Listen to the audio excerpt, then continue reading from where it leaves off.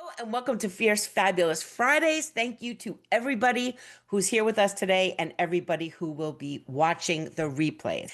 Couple of announcements and news for everybody. First of all, Girls Who Print is taking over the world, literally. We launched Girls Who Print Europe at FESPA in Berlin and hosted a sold out standing room only lunch and lead event. Girls Who Print Italia launched yesterday in Milan. Girls Who Print India is launching in July at the Print Expo in Chennai. Girls Who Print Japan is active and hosting events in Japan in Japanese. We pop in every once in a while at like 1 o'clock in the morning. And Girls Who Print Canada and Middle East are forming advisory boards, and we are making plans to officially launch all of that.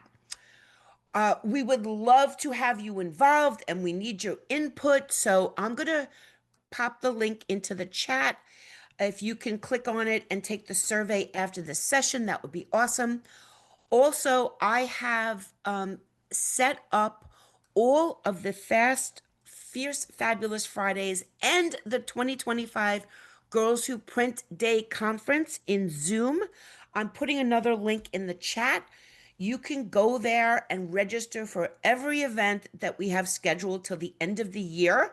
So just to save the date, and then this way you don't ever have to worry about it again.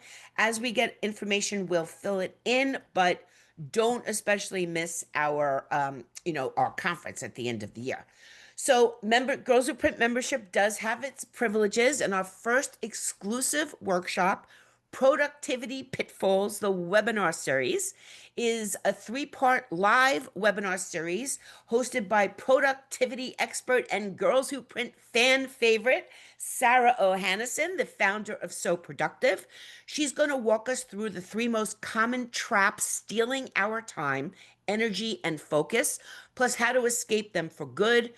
And this webinar is free for members, and it's going to be a $20 donation for each session for non-members. So in total, it would cost $60 for non-members.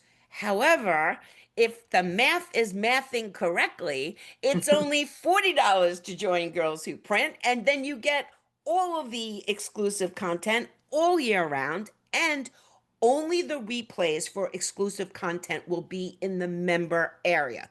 So if you want to come for just one of these sessions, no problem, but make sure you show up, because unless you're a member, you won't get the bonus of being able to access those replays, as well as Sarah O'Hannison is going to man one of the forums. So you will also have access to interact directly with her and ask her questions all year round. So I did mention that annual sponsorship for Girls Who Print members is $40, but that's if you have your company's not, if your company is a sponsor, it's only $25. And if you're a student or an educator, it's only $20. And that's for a whole year. So I'm going to pop a link for how to join Girls Who Print in the chat. And if you're interested, please do join us. Last thing before I turn it over to Kelly is that Print Media Center, my other hat, has been hosting how to use AI webinars. And I am telling you, I mean, I have more than 250 people registered for each of them, and they're showing up and doing the work. This is remedial. This is not, you need a degree from MIT. This is literally, how do you use AI? And the reason why I'm sharing this information here and dropping the link in the chat is because we cannot get left behind on AI. It's almost something that is going to level the playing field completely, and it's not going to matter what gender you are, what color you are, if you're tall, if you're short, what your preferences are for whatever they might be. If you can use AI, you will have the advantage based on that. So please keep up with it. These webinars are start with which tool should I use? How do I make a prompt? And the next one is going to be about how to incorporate it in your business, whatever it is that you do, whether you own a business or you work in a business. So please check out those. The replays will also be out on Print Media Center. Do not get left behind on this. Kelly, you have 2 events coming up. Announce those and then take it over, please. 2 events coming up. I am going to be in Syracuse, New York, and Buffalo, New York next week with the PGCA. I'm going to be the featured speaker at Women in Print events next Wednesday and Thursday. So if you're in the Syracuse or Buffalo area, please drop in and join us for lunch. It's going to be an awesome time. I think those are the 2 most immediate needs. And I'm really glad and love the fact that Deborah referred to AI, because we are today talking about redefining leadership.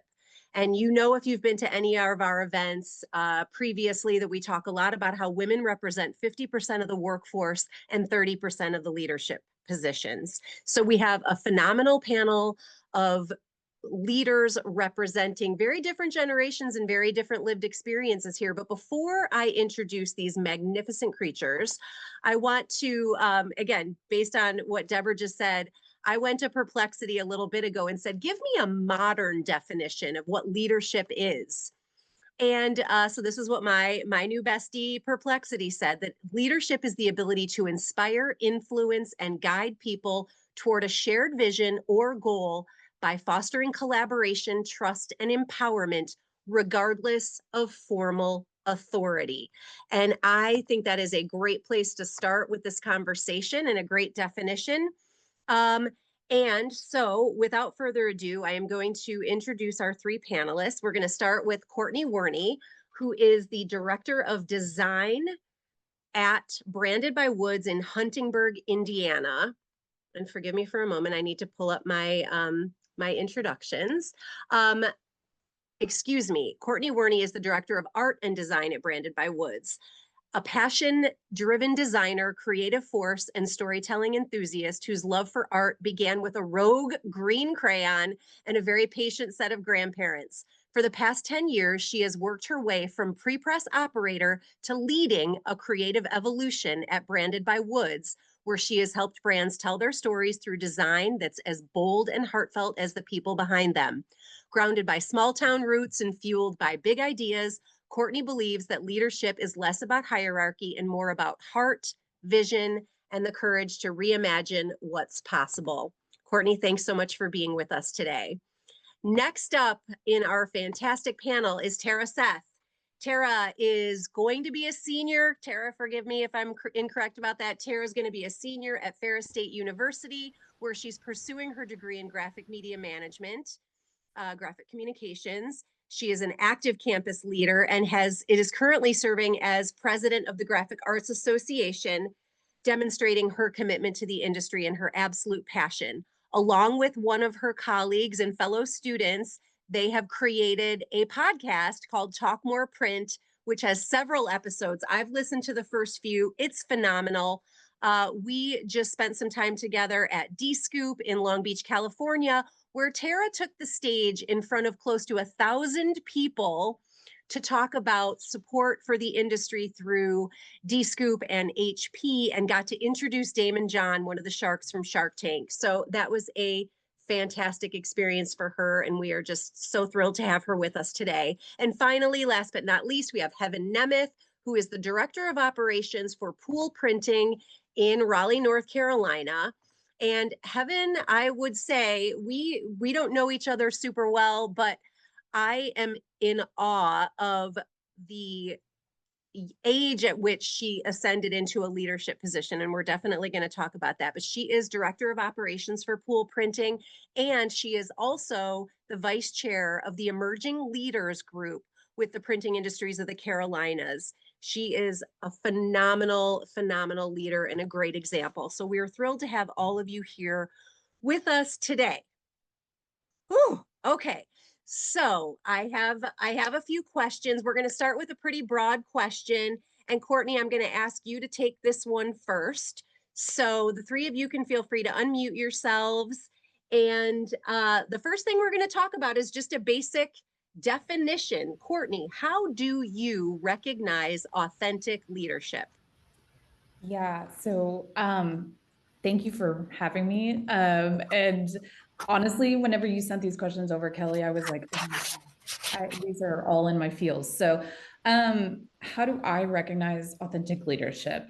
First thing, it isn't about a role. It's not about having a role. It's about how someone shows up for me. An authentic leader, they're not going to wear different masks in each room that they step into. Second, I I can feel when it's real. And I know that that sounds kind of crazy, but and we've actually, as a leadership team here at Branded by Woods, we've had this conversation multiple times. And I've been told, if there's ever a time when the team can't get a read on a person or a situation, they're going to call me and bring me into the room because I have this uncanny ability to feel like be able to read people and feel the shifts in energy. And it's something that I've definitely started to lean into here the past few years at our company. Um, and kind of last but not least, like a few qualities that I recognize in an authentic leader, their availability, like their availability to their team. Are they sitting there and if a question's asked, are they snapping back right away, or are they giving themselves and their team the opportunity to come and approach them and have conversations and discuss topics with them, concerns? The next thing, which that kind of leads into then, is open communication and just being transparent. I know we can't be transparent in all things all the time, but whenever the time calls for it, like just having that open communication and being able to be transparent with your team. And then last but not least, the ability to recognize that everyone is human, right? Like that. And then I guess in speaking to that, how quickly that recognition happens. Like an example for me, a quick example is whenever me and one of my designers, we were having a discussion about brand standards, and they were talking to me and they were telling me, okay, well, it would just be a whole lot easier if they're all this one size, because the amount of time that it takes to produce these and to design them is just so much. And I came back and I was like, no, like it needs to be different. And we kind of had a disagreement. I left that day after work, and I reflected on the whole day, and I kept coming back to that one situation. And whenever I came in the next morning, I just, in our morning huddles that we have, I approached my designer and I was like, hey, I'm sorry. Like you're right. Like what I'm hearing from this conversation is that you're telling me these take a really long time and that we've got to come up with a better solution for it. Where I was coming from in this conversation was, I don't want all of our clients to have the same exact piece produced for them. I'm like, so, what are the things that we can work out? How can we approach this in a different ways? So just being able to recognize that everybody's human and everybody has bad days and everybody makes mistakes, but at the same time, you know, it's okay. Like we're all here for one purpose. That's awesome. I mean, I'm also hearing growth mindset there, Courtney, right? It's like the ability to take in new information and actually be flexible in your responses and your mindset, and also the ability to apologize. Phenomenal. I absolutely love that. So Tara, if you go ahead and unmute yourself, and we'll have you when you're not speaking, go ahead and just mute yourself. But Tara, same question. How do you recognize authentic leadership? Yeah, I mean, mine's pretty similar, honestly. I think being a leader is less about yourself in the role. You're not thinking about, I'm the leader, I have the power. It's more about, how can I help my team? What do they need? Listening to the individual person. You can't treat everybody the same. And a leader knows that, and they know what their people's strengths and weaknesses are and how to work with them on those. I also think like having an open mind and like an open door policy is extremely important. It allows you to connect with people and they know they won't be judged and they know that you'll have a solution for them at any point in time. And at the same time, you want to be human. You don't want to have like robotic answers. You don't want to just say what you think they want to hear. People want honesty and the vulnerability from you to really connect and look up to you.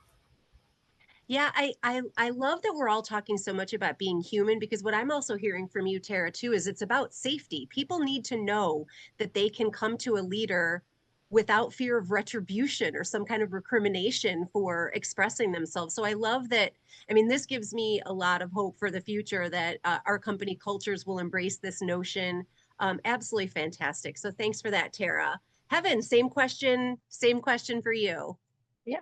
So I will say my answer is very similar. I will say it does definitely take a human approach. Coming out of school, I thought that if I wanted to be in a leadership role, that I had to have this level of perfection, right? That I couldn't do anything wrong. If I was going to lead people, that I couldn't do anything wrong. And if I did things wrong, then I wasn't, I'll say, worthy, right, of being in a leadership role. But the more that I've done this role and gotten to work with people like Carrie at PICA, you get to see real leaders who are authentic, who have that human aspect where they show it's okay to be wrong, that they may be wrong or you may be wrong, and we can work through those things together and create growth, not just for the company, but as individuals, outside of pool printing, right? A Yeah. real leader shows me how to grow as an individual person, right? And how to carry that into things in my individual life. Like an authentic leader for me is not about the numbers, right? It's what Courtney said. Like it's about the human approach that gets rid of that. So I think as a woman, especially, like it's like to be worthy in some of these spaces, like you have to be right all the time to be in these spaces, and it's great to see a lot of like I look for other leaders in printing that show like it's okay to make mistakes, but we just learn from them and grow. Such an important point, because I think we are all a little bit obsessed with perfection, and I do think that our male friends don't necessarily operate in the same way, but the ability to recognize the opportunity for a mistake, the learning, right? Like permission to make mistakes is a crucial part of growth and learning. So I love that you're all articulating that and embracing that so much. Those are great answers. So Heaven, we're going to stay with you for a second, and I'd love for you to tell us about the Emerging Leaders Group, and how you got involved in it and kind of how you ascended to being the vice chair. Sure. So the creation of the group, we actually took it from there's another group. It was called AICC. It's similar. It's like a leadership group, but not specifically for printing. Mm-hmm. Um, and they had spoken at a PICA conference. They kind of took that information and they sent out like a call to everybody, to all the owners of the print shops, and said like, hey, we do you have someone that would be an emerging leader? Right? And then all of us who are now the core members or the founding members all got together and said, we are emerging leaders, we're directors, we have owners of print shops, we have VPs of sales, we have just a huge group of just widespread people. And we ended up as a group of we're all under 38 people who are in leadership roles in printing in the Carolinas. So like I said, there's people who are directors like myself, or people who lead sales for Domtar or Athens, or just a huge range of people. And our goal is to develop leaders in the Carolinas in printing, while also reaching back into colleges, high schools, middle schools, to create more awareness in the Carolinas for printing, because so many people who like go through the Clemson print program just fall into it because we're all told that print is dead growing up. So we wanted to create a group that could reach out to these kids and show you can join the industry and then you'll have a place when you get here, right? And that's what our network is. Like it is a network of peers, but it's become a big group of friends where we can get together and go have lunches or get together at awards. We call each other for work. And it's just become a big network. We have a leadership book club that we all are in together, which is led by Ooh. Peter Muir, and it's amazing. And it's just a group of peers who we spread all over the printing industry, all over the Carolinas, but we I all come love it. together. Peter Muir is fantastic. And Yeah, shout out to Carrie, who just ascended to the president of PICA after yes. 30 years of working for PICA. She's now the president, which is phenomenal. So, Heaven, can you think of a particular book in the book club that you thought had a lot of impact on the group? Yeah, so right now we are reading, it's the 5 bedrock skills of leadership. And Ooh, so okay. what we're doing every month is we break down this skill, and we don't just go over what we read, right? He gives us a practical application for it for the month, and then we come back. And as a group, we go, I applied this in this part of a print shop. This may be in an estimating part, or it may be in running a whole print shop or on my sales department. And we say, how did this skill apply across all different areas of printing? And then we come together and say what worked, what didn't, and we work with each other to try and grow and create, better leaders in our group. That sounds awesome. The 5 bedrock skills. Yes. So I'm gonna be checking out the library and bookstores on that one, really. So Yeah. thank you so much for that, Heaven. So Tara, we're gonna turn to you for the next little bit here. I'd love to hear more about the GAA and what inspired you to step up and take a leadership role in the GAA. Tell us a little bit about it and how that came to you. Yeah, so the Graphic Arts Association used to be an RSO on campus, and they were pretty large back when our program was bigger. Obviously, we're smaller now because we've always been told print is dying and people don't know we're here. Um, so after COVID, it kind of died out. And about halfway through my freshman year, the senior class told us about it and we're like, hey, is this something you'd be interested in? We would do like company tours. We would have nights like LinkedIn nights, and we can teach you business skills. But it's all like a social club. We hang out, we go of holiday different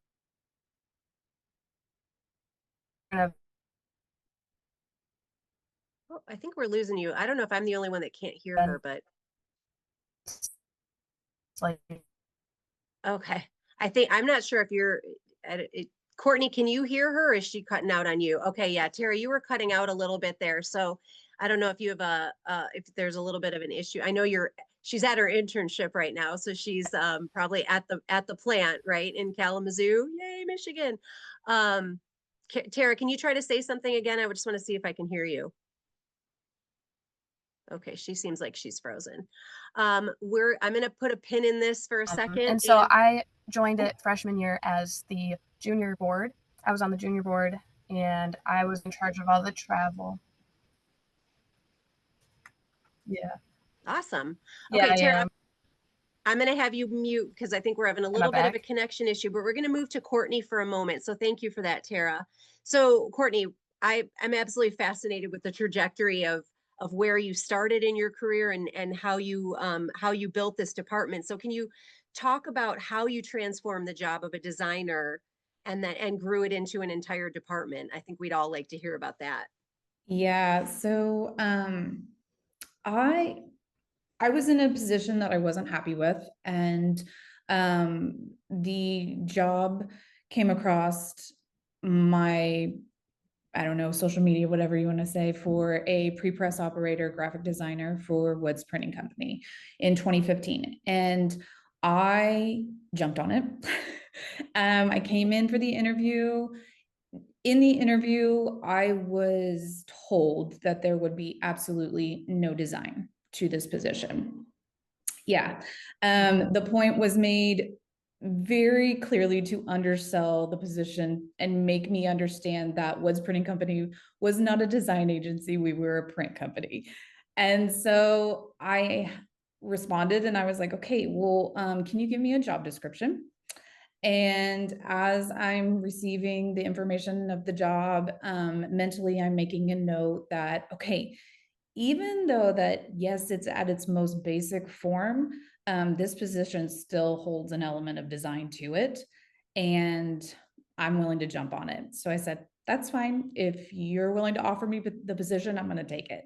So from there, I came in, and it was one of those things where anytime a project would come across my desk, it was me and another pre-press operator at the time. And anytime anything design came across my desk, or our desk, I should say, it was one of those things where I was like, okay, do you want to take it? Or, I'll take it if you don't want it. And she was like, yeah, go ahead. So I kind of jumped on whatever came across. One of the first items I can remember still to this day, I'm pretty sure my mom has it on her fridge, was a save the date postcard for our local town that we are located in, our fest. And it was dairy themed.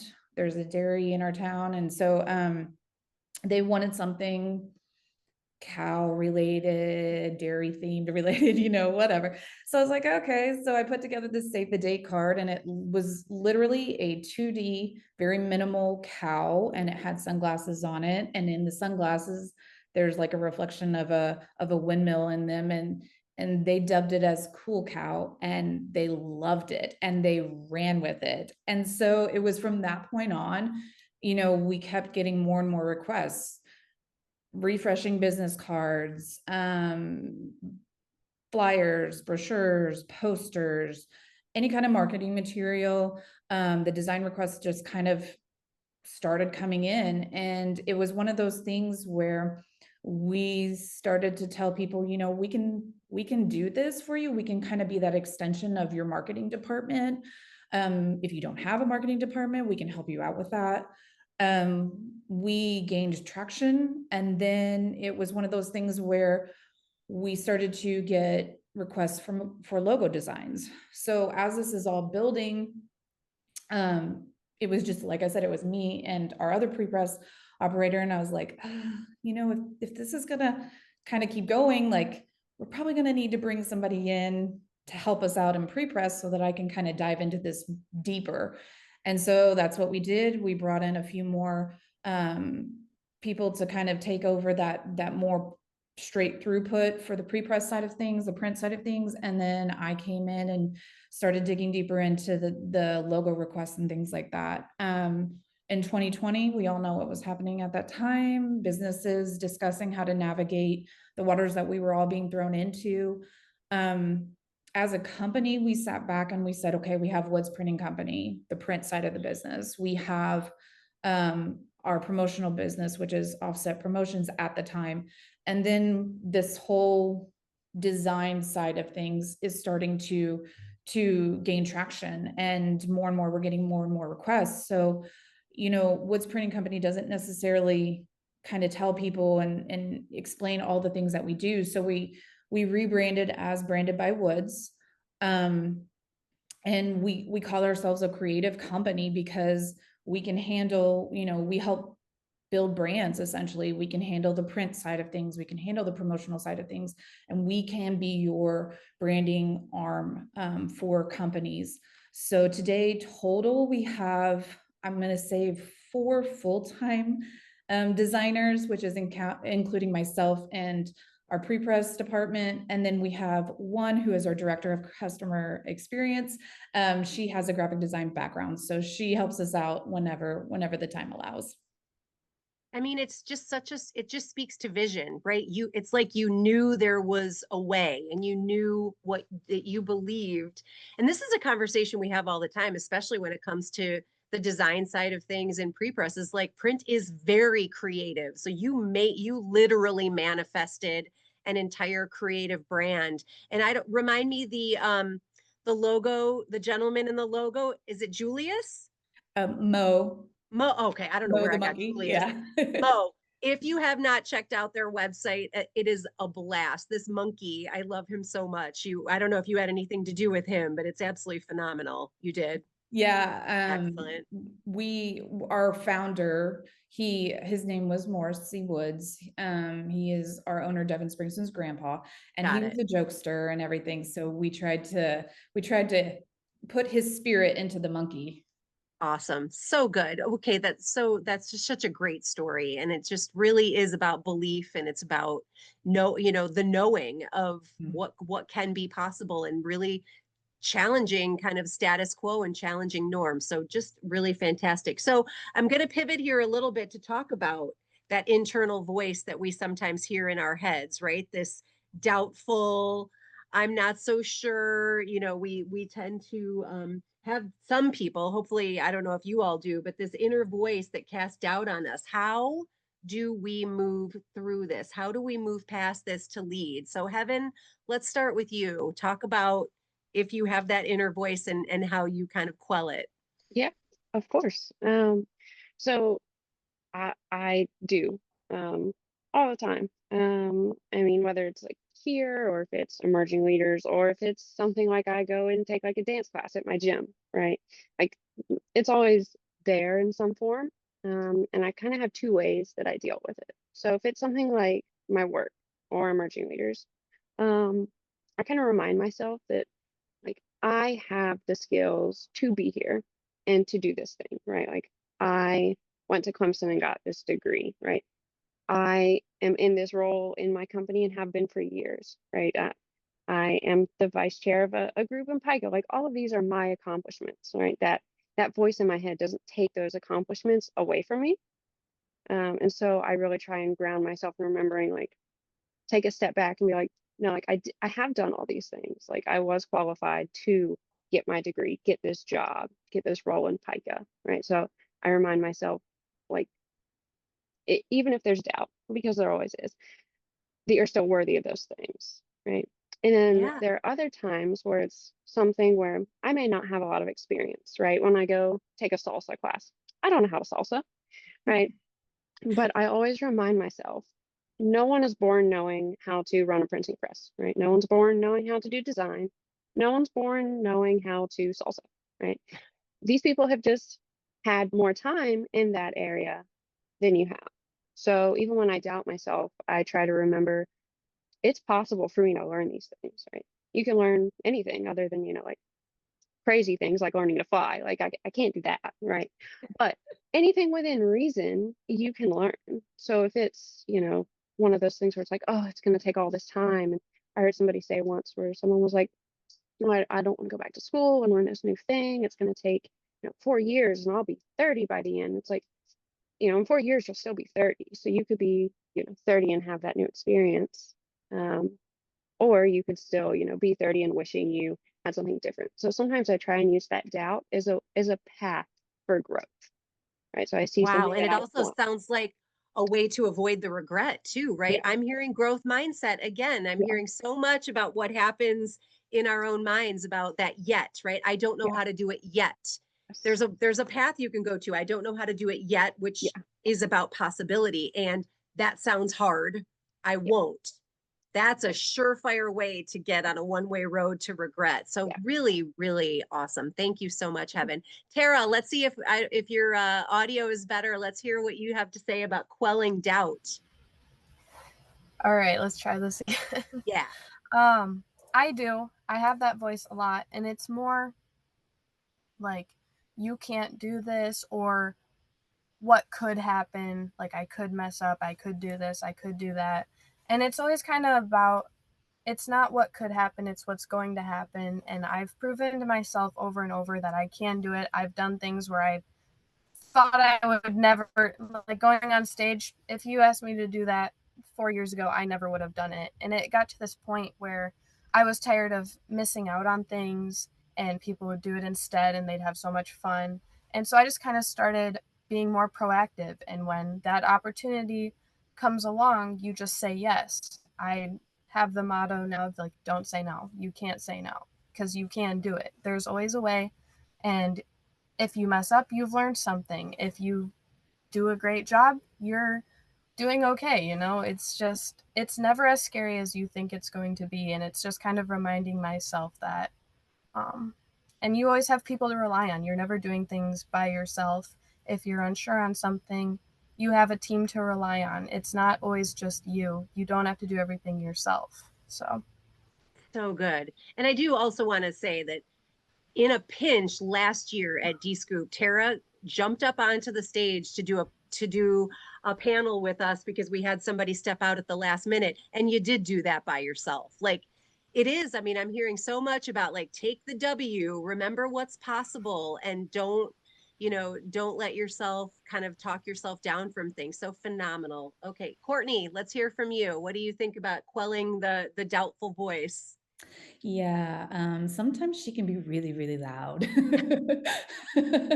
Um, over the course of my career, I have battled with this almost every day. Um, I've had to fight for my voice to be heard in a room. I've had to fight to be respected, whether that be just as an employee or as a leader.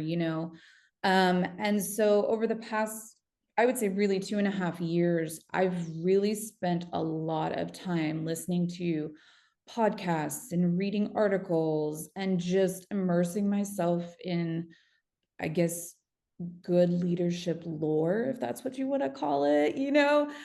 Just trying to find out anything and everything that I can of how I want to be perceived as a leader of my team and as a representative of my company. And so I will say that when the days that she's really loud, I will make it a point to make myself pause, to just take a minute, and whether that's practicing breathing techniques, going for a walk, taking a mental health day. We've been really fortunate. Our owner here, Devin Springston, she has implemented a mental health policy beginning this year, where we're allowed to take 2 mental health days, no questions asked. You send a text message to her and you say, hey, I need a day. And she's like, have a fantastic day.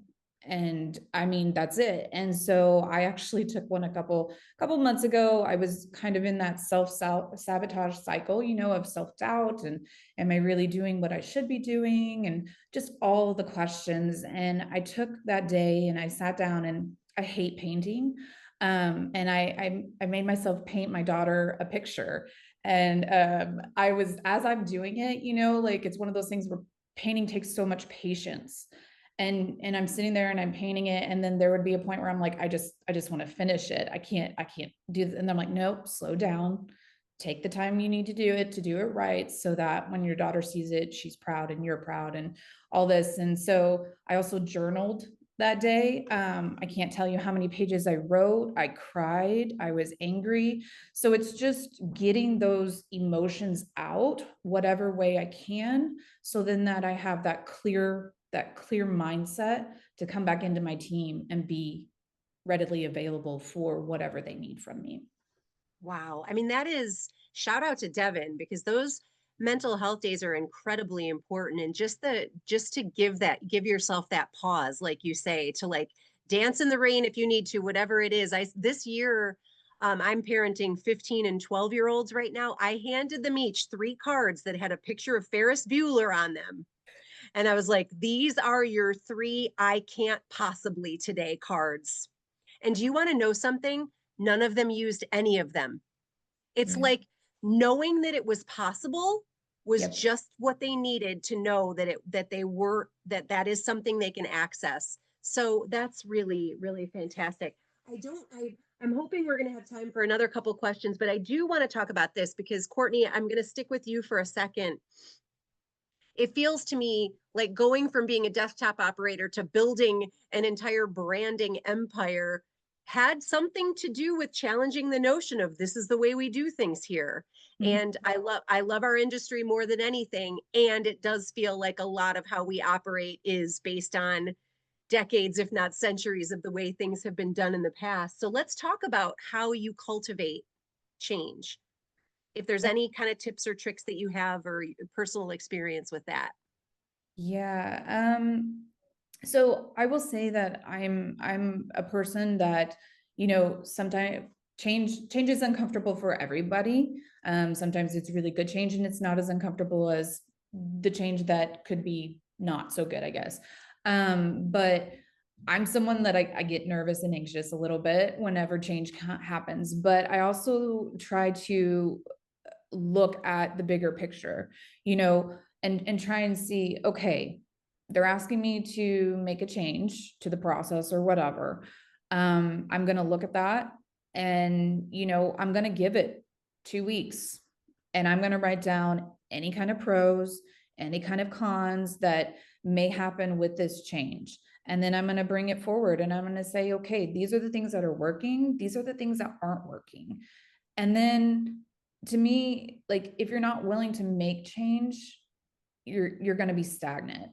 And the only room for growth is to change and to continuously be changing things and moving with the times, so to speak. So it's something that I try to help with our team. Anytime that someone approaches me, they're like, we've always done it this way. And I'm like, okay, but do you understand how what you're currently doing is affecting this person's role, or this person, or this next process, step in the process? And can you see that? And can you, you know, can you give it 2 weeks? Can you see, tell me, give it 2 weeks, tell me what's working, tell me what's not working, and then we can devise a plan from there to make it a better situation. I mean, there's a bravery to that. And it's almost like listening to the three of you talk, it's like, I want to sit up a little straighter. And I want, you know, it's like there's so much sturdiness and strength in the things that you all are saying. And it's really, it's very inspiring. But Heaven, let's go to you. Same question. Let's talk about whether there's been any specific examples of you changing things up or kind of challenging the, you know, challenging the status quo. Yeah, so I will say mine's probably a little different. When I started, I was in a company that they didn't make any changes. It was a very outdated. It was very much like, oh, this is just the way things are. And a big part of, I think, why I have the role that I do today is when I started and things would go wrong, jobs would get rejected, and we would just throw our hands up and go, it's just the way it is. And I would go, well, why? You know, why don't we just make this simple, like, corrective action? Um, and we go, oh, well, yeah, we could do that. Um, and so instead of, you know, waiting for there to be things that needed changed, I just started more of a proactive, why don't we just go ahead and address this before it becomes an issue that goes all the way down the line to our customers. And so I started that pretty much as soon as I started, which was maybe a little crazy since I was just out of school and I came into a print shop and I was like, why don't we just change the way we're doing everything? And luckily, my owner was willing to listen to my changes and consider them. Of course, he doesn't make all the changes that I suggest, but um, whenever, you know, even when if it's, you know, emerging leaders, there's always changes to things that need to be made. But like Courtney said, like it's, especially now, we look long term. So whenever there is like a big change, if it's like with emerging leaders, you really think about the long-term effects of what it's going to be. So whether we're going to change the structure or change, you know, how we do events, we look at long-term. But as far as like when the right time to do it is, I don't think there is a right time, right? I think if you want to be a leader, especially as a woman, don't wait for someone to ask your opinion, I think, right? If you see changes that can be made to make things better, I say just go for it. That's so great. Yeah, no time like the present. And you also really articulated something there about asking the why question. For some reason, it definitely feels like why questions almost set people off their feet a little bit, almost as if we're going to put people in a place to be defensive. But the why questions are the ones that really get to the heart of things. So that's a huge takeaway for me. I see it in speakers now. I see it when you're watching conversations happening is the why is will really get you there quickly. So really, really awesome. Tara, let's move on to you. How have you affected change, or how do you get out of the this is the way we've always done it? Because I think this is your third year of interning and your second different company interning, right? Yes. Awesome. Yeah. So I definitely have more experience with that at Granville Printing because that's where I spent the last 2 summers. I've only been here at Gilson for a week and a half. So Yeah. Granville for sure was a company, and they were aware that, you know, they didn't change a lot of the way they did things, and they just brought in these new interns that they've never had before. So they were kind of already thrown into a whole new change of how do we adjust our schedules to what they need? How do we know what they learn? And the internship ended up changing the next summer based off our feedback of the first summer. And it was really great going the first time around because they wanted to know specifically from us, what do you think we can do better as a company?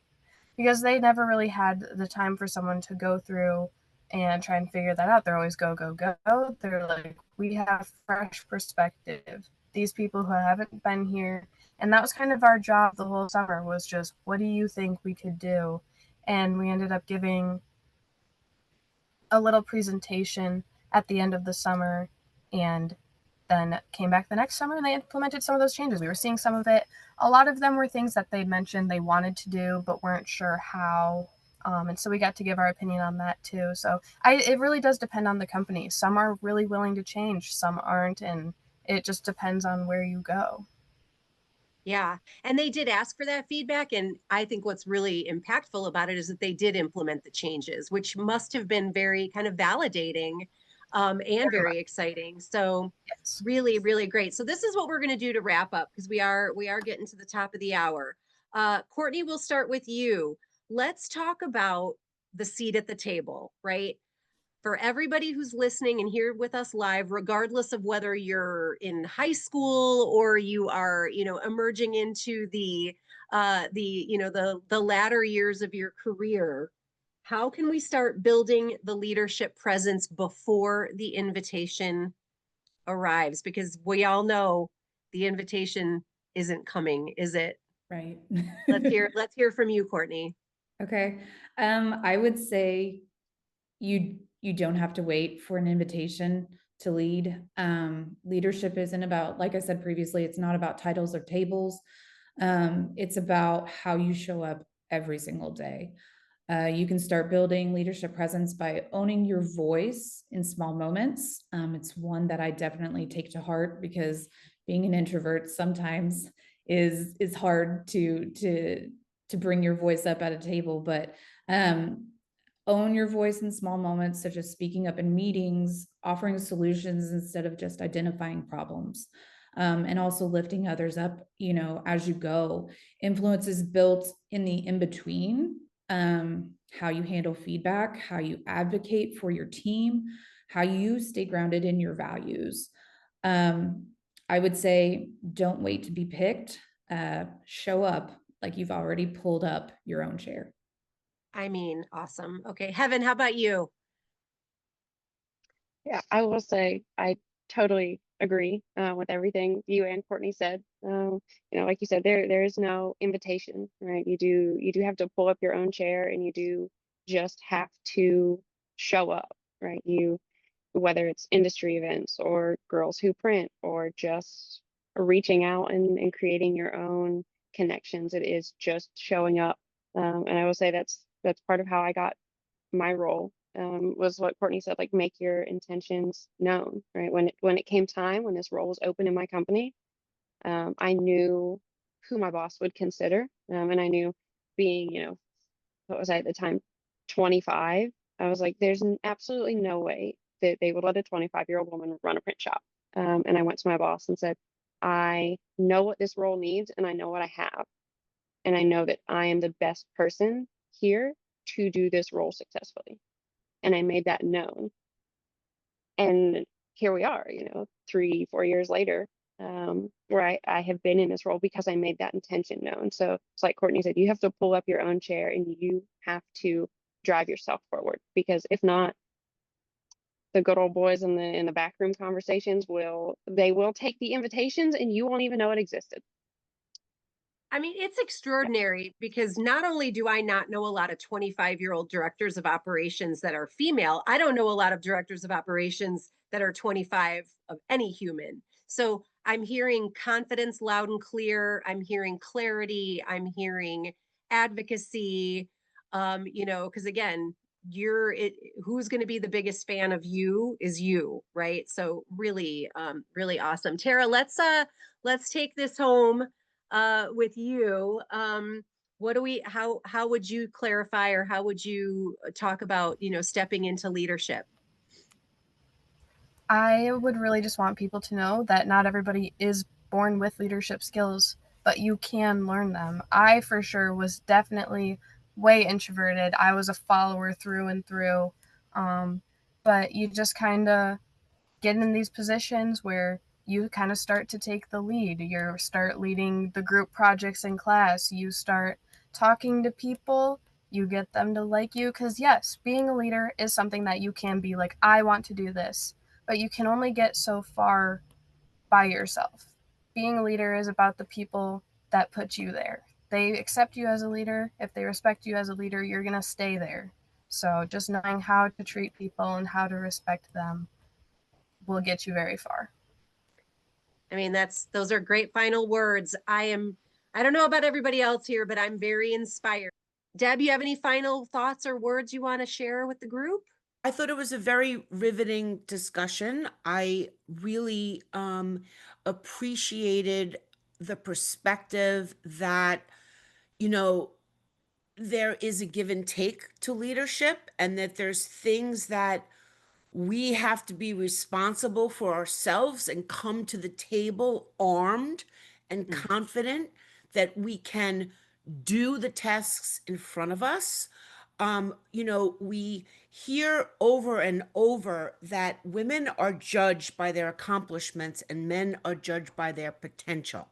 So, in that case, while we're proving ourselves, leadership is something that you have to prove that you can do, and you can't be a leader without any followers.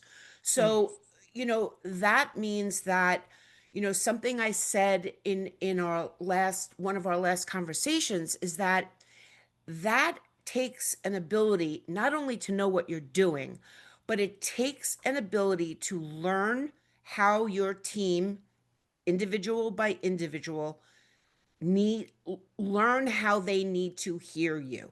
Your the way you speak to each person on a team could be completely different. I worked in advertising agencies, so every department was filled with different personalities, and then within the those different personalities were all over the place. You have to learn how to get people to do what you need them to do, and sometimes the best way to do that and be a leader is to plant the idea, and as soon as they say it back to you, say, you know what, that's a great idea. And then you have them own it, and now they're going to be on board with their own idea, right? And then every time you're in a meeting, you said, as Jane said, this is a great idea, or as Jim said, this is a great idea. And you can motivate people in that manner until they just listen to you eventually. So that's what I would say. Your leadership style can have an overall feeling to it of authenticity, of whatever, that might be, compassionate, empathetic, don't mess around with them, whatever it might be. But how it manifests, in my experience, needs to be tweaked for each individual person to always get the buy-in that you need. Even if that means you tell four people something and you personally tell the fifth person on the team something yourself away from the other people, so that they don't cause a disruption and lead everybody in a different way, or the other way. Maybe they're the ringleader, and if you can get them on board, they will help you with the other people. So that's my advice. That's a wrap. It was phenomenal. Courtney, again, thank you so much. Heaven, thank you. Tara, thank you. I know, Tara, you got to get back to work. She's at her internship. I'm sure we all have to get back to work. This is work, but it's been really wonderful being with you. As Deborah mentioned, please do go to the site, because we have got the whole rest of the year all planned out. So these are happening every month. There's lots and lots of exciting stuff happening at Girls Who Print, and especially with the membership platform. So we are just thrilled you were all here. For those of you watching the replay, thank you. And Deborah, is it okay to steal your phrase? Empower long and prosper, everybody.